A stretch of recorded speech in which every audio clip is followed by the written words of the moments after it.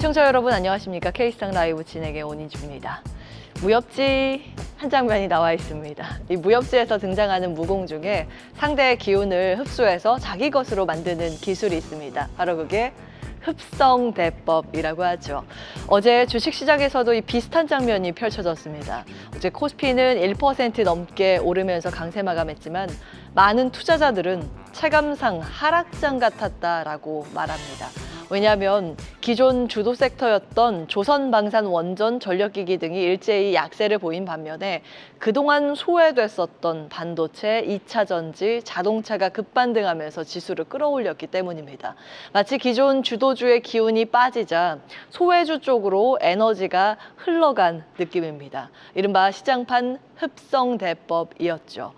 그러자 많은 분들이 기존 주도주를 줄이고 그러면은 이 반도체, 2차 전지 등의 소외주 비중을 확대해야 할까? 이렇게 질문을 하고 계신데요. 과연 어제 소외주들의 급등은 새로운 주도주의 등장일까요? 아니면 빈자리를 채우는 수급의 착시일 뿐일까요? 오늘은 엔비디아 실적을 계기로 일단 HBM과 일부 소부장 종목들이 상승 출발한 가운데 동시에 AI 인프라 진영인 전력기기, 원전 관련주도 상승 흐름을 유지하고 있습니다. 엔비디아는 4월 중 수출 통제를 당한 H20 일회성 손실분을 제외하면 분기 실적과 가이던스 모두 양호하게 발표했습니다. 그에 비해서 현재 시세 강도로 보면 본진인 반도체보다 그 주변부인 AI 인프라 쪽이 더 강한 모습입니다. 다시 주도주의 회귀 움직임으로 봐야 할까요? 시장은 때때로 한쪽에서 기운이 빠지면 다른 한쪽으로 반짝이는 에너지가 옮겨붙는 순간들을 만들어냅니다. 그걸 신호로 볼지 아니면 노이즈로 볼지 잠시 후에 출연자들과 고민해 보겠습니다.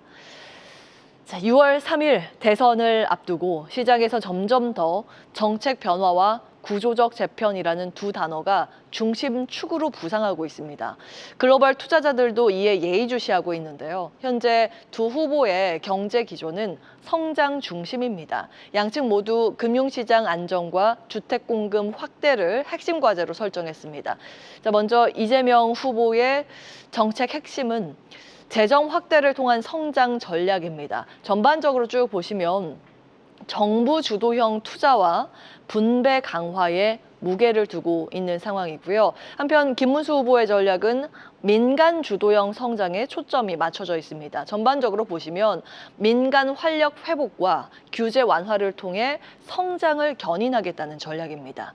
선거 자체가 주는 시장의 메시지는 무엇일까요? 골드만삭스는 선거 이후에 정책 불확실성 해소에 따른 원화 강세 기대를 언급했습니다.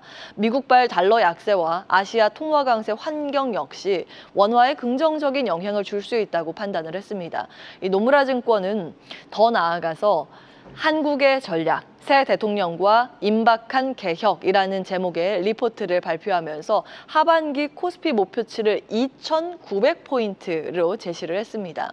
주요 이익 성장 업종으로는 반도체, 통신, 소비재, 헬스케어, 금융, 유틸리티, 조선이 꼽혔고요. 다만 이 중에서 투자 관점에서 조선은 매력은 분명 있지만 환율이나 밸류에이션 부담이 존재한다면서 보수적인 시각을 제시했습니다. 그 밖에 2차 전지, 인터넷, 자동차 등 관세와 밸류 부담이 있는 섹터도 상대적으로 보수적으로 봤습니다. 반면에 노무라의 선호 테마는 AI 반도체, 방산, 바이오시밀러, K-뷰티였습니다.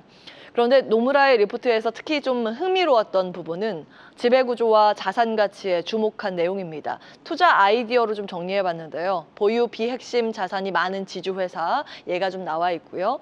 자사주 보유가 많거나 현금이 풍부한 기업, 그리고 PBR 0.2배 이하로 저평가된 기업을 구조적 재평가 가능성이 높은 타깃으로 제시했습니다. 바로 이 지점에서 우리가 주목해야 할 종목 힌트가 쏟아져 나옵니다. 어제 보여드렸던 화면입니다.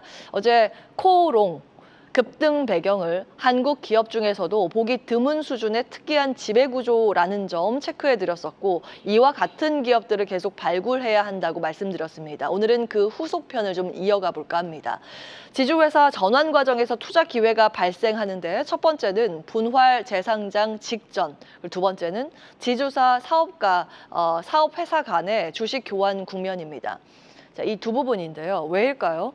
지배구조 전환 과정에서 대주주는 자신이 보유한 사업회사 지분을 지주회사 지분으로 교환하게 되는데 이때 사업회사의 기업 가치가 더 높게 평가될수록 대주주가 더 많은 지주회사 지분을 가져갈 수 있는 구조가 되기 때문입니다. 즉 분할 재상장 이후부터 주식 교환까지의 구간에서는 사업회사 쪽의 주가를 끌어올릴 유인이 매우 강해지는 시점입니다. 이 타이밍에서 사업회사 가치 부각이 주가 재평가 흐름으로 나타날 가능성이 높고요. 시장에선 바로 이 구간을 구조적 투자 기회로 삼는 흐름이 과거에도 반복됐습니다. 그러한 지배구조 전환의 고리 안에서 연결 지을 수 있는 기업들이 생기는데요. 바로 LS그룹과 한화그룹 등입니다. 현재 LS는 보시는 바와 같이 중복 상장 예정 자회사를 다수 보유 중입니다. 굉장히 지저분하게 연결이 돼 있죠. 이는 곧 지주사와 자회사 간에 가치 조정이 발생할 가능성이 높다는 신호이기도 합니다. 한화 보실까요? 한화의 지배구조입니다. 상장을 예고한 자회사 리스트로 보시면 힌트가 보이실 겁니다. 우측에 검은색이 상장 추진 기업이고요. 한화에너지네요. 상장 후보로는 연한색 한화임팩트고요. 비상장사들은 여기에 빈 공란으로 돼 있습니다. 자, 두산도 한번 가보겠습니다. 두산 로보틱스 지분이 보시는 바와 같이 68%로 과도하게 높은 수준으로 로보틱스 지분 담보가 가능한 부분입니다. 그래서 시장은 일단 두산에 집중을 하고 있는데 자본 조달 옵션 카드가 존재한다는 데 시장은 주목하고 있습니다. 다음은 CJ 가겠습니다. 올리브영 이슈가 있죠. 이미 IPO 대신에 CJ와의 합병 가능성이 부각됐고 자사주 소각이 지분율 증가로 이어져서 합병할 때 자사주로 배정되는 이 전형적인 지배구조 재편 시나리오가 전개 중입니다. 이 과정에서 CJ의 저평가 해소, 올리브영의 가치 부각, 그리고 3세 승계 시나리오와 연결된 수급 변화까지 동시에 작동할 수 있습니다. 삼성물산도 보시죠. 자, 삼성바이오로직스 인적 분할을 통해서 바이오에피스를 분리하고 삼성바이오홀딩스를 신설하는 과정이 진행되고 있죠. 이 구조는 삼성물산이 그룹 지배구조의 정점으로 올라서는 흐름과 연결되고 있고요. 20조 원 규모의 자금 확보 여력, 자사주 소각 및 주가 지분 매입 가능성이 존재합니다.